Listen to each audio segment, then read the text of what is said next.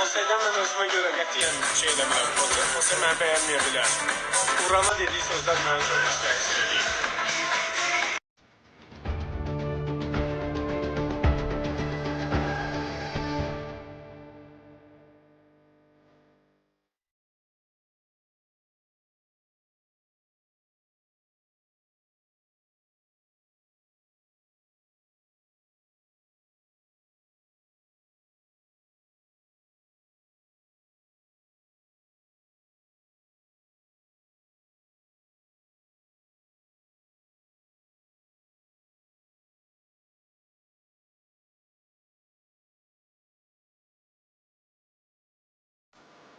Salam millət, dinləyicilər, əsas həvəskarları.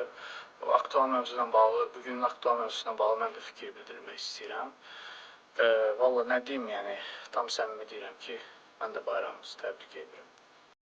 Pull the trigger, ain't nobody gonna do for you.